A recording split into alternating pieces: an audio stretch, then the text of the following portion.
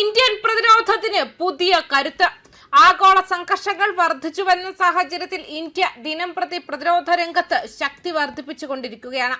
അതിന്റെ ഫലമായി ഇന്ത്യ പൂർണ്ണമായും തദ്ദേശീയമായി വികസിപ്പിച്ച ദീർഘദൂര land attack cruise missile, long range land attack cruise missile വിജയകരമായി പരീക്ഷിച്ചിരിക്കുകയാണ്. പരീക്ഷണത്തിന്റെ എല്ലാ ലക്ഷ്യങ്ങളും മിസൈൽ വിജയകരമായി കൈവരിച്ചുവെന്ന് കേന്ദ്ര പ്രതിരോധ മന്ത്രാലയം അറിയിക്കുകയും ചെയ്തിട്ടുണ്ട്. ഒഡീഷ തീരത്തെ ഡോക്ടർ APJ അബ്ദുൽ കലാം ദ്വീപിൽ നിന്നായിരുന്നു പ്രതിരോധ ഗവേഷണ വികസന സംഘടന മിസൈലിന്റെ നിർണായകമായ ഫ്ലൈറ്റ് ടെസ്റ്റ് നടത്തിയത്.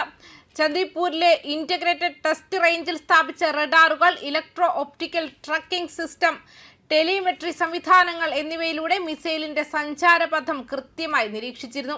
ഇന്ത്യൻ നാവികസേനയുടെയും വ്യോമസേനയുടെയും മുതിർന്ന ഉദ്യോഗസ്ഥരുടെ സാന്നിധ്യത്തിലായിരുന്നു വിക്ഷേപണം. ശത്രുരാജ്യങ്ങളുടെ പ്രതിരോധ സംവിധാനങ്ങളുടെ കണ്ണുവെട്ടിച്ച് ലക്ഷ്യസ്ഥാനം തകർക്കാൻ ശേഷിയുള്ളതാണ് ഈ പുതിയ ക്രൂസ് മിസൈൽ. ഭൂപ്രകൃതിക്കനുസരിച്ച് റഡാറുകളുടെ നിരീക്ഷണ പരിധിയിൽപ്പെടാത്തവണ്ണം വളരെ താഴ്ന്നു പറക്കാനുള്ള പ്രത്യേക ശേഷി ഈ മിസൈലിനുണ്ട്. അത്യാധുനിക ഗൈഡൻസ്, നാവിഗേഷൻ കൺട്രോൾ അൽഗോരിതങ്ങൾ, വേ പോയിന്റ് നാവിഗേഷൻ എന്നിവ ഉപയോഗിച്ചാണ് മിസൈൽ ലക്ഷ്യസ്ഥാനത്തേക്ക് കുതിക്കുന്നത്. പരീക്ഷണത്തിൽ ഇതിന്റെ കൃത്യത തെളിയിക്കപ്പെട്ടു. മൊബൈൽ ആർട്ടിക്കുലേറ്റഡ് ലോഞ്ചറുകൾ ഉപയോഗിച്ച് കരയിൽ നിന്നും universal vertical launch module system വഴി യുദ്ധക്കപ്പലുകളിൽ നിന്നും ഈ മിസൈൽ വിക്ഷേപിക്കാൻ സാധിക്കും. മിസൈലിന്റെ എല്ലാ സബ്സിസ്റ്റങ്ങളും രാജ്യത്തിനകത്ത് തന്നെയാണ് നിർമ്മിച്ചെടുത്തത്. ബാംഗ്ലൂരുവിലെ എയറോനോട്ടിക്കൽ ഡെവലപ്മെന്റ് എസ്റ്റാബ്ലിഷ്മെന്റ് ആണ് ഈ മിസൈൽ പ്രോജക്ടിന്റെ നോഡൽ ലബോറട്ടറി. ഹൈദരാബാദിലെ ഭാരത് ഡൈനാമിക്സ് ലിമിറ്റഡ്, ബംഗളൂരുവിലെ ഭാരത് ഇലക്ട്രോണിക്സ് ലിമിറ്റഡ് എന്നിവരാണ് ഇതിന്റെ നിർമ്മാണ പങ്കാളികൾ.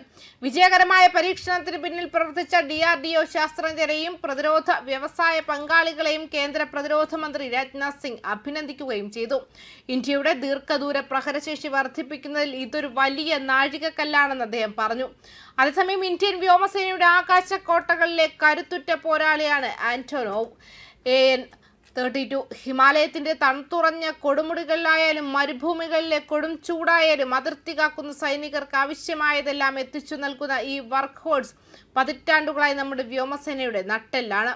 1984 ഇന്ത്യൻ വ്യോമസേനയുടെ ഭാഗമായത് മുതൽ ഇന്ന് വരെ പ്രതികൂല സാഹചര്യങ്ങളെ പോലും അതിജീവിച്ച അതിർത്തിയിലെ ഔട്ട് പോസ്റ്റുകളെയും പ്രധാന ഭൂപ്രദേശത്തെയും തമ്മിൽ ബന്ധിപ്പിക്കുന്നതിൽ AN-32 വഹിക്കുന്ന പങ്ക് നിസ്സാരമല്ല.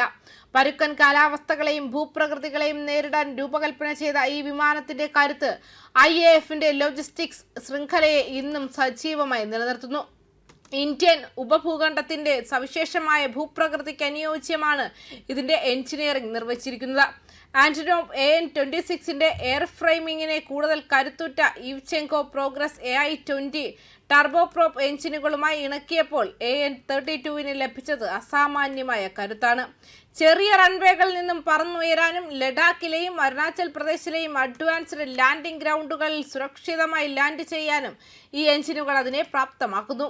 7.5 ടൺ ചരക്ക്, 50 യാത്രക്കാർ അല്ലെങ്കിൽ 42 പാരാട്രൂപ്പർമാർ എന്നിങ്ങനെ മൾട്ടി റോൾ ശേഷിയുള്ള ഈ പ്ലാറ്റ്ഫോം യുദ്ധസമയത്തും സമാധാന കാലത്തും ഒരുപോലെ ഇന്ത്യൻ സേനയ്ക്ക് മുതൽക്കൂട്ടാണ്. പ്രകൃതി ദുരന്തങ്ങളിൽ ജീവൻ രക്ഷിക്കാനും ബയോജെറ്റ് ഇന്ധനം പോലുള്ള സുസ്ഥിര പരീക്ഷണങ്ങൾക്ക് വേദിയൊരുക്കാനും ഈ വിമാനങ്ങൾ മുൻപന്തിയിലുണ്ട്.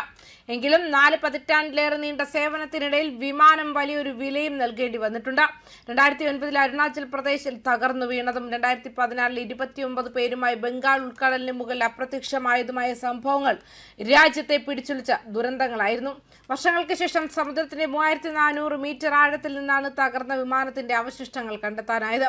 ഈ വെല്ലുവിളികൾക്കിടയിലും $400 മില്യൺ ആധുനികവൽക്കരണ പദ്ധതിയിലൂടെ ഏവിയോണിക്സിലും റഡാർ സംവിധാനങ്ങളിലും കാലാനുസൃതമായ മാറ്റങ്ങൾ വരുത്തി ഇന്നും ആകാശത്ത് ഈ യന്ത്രം തലയുയർത്തി പറക്കുന്നുണ്ട്.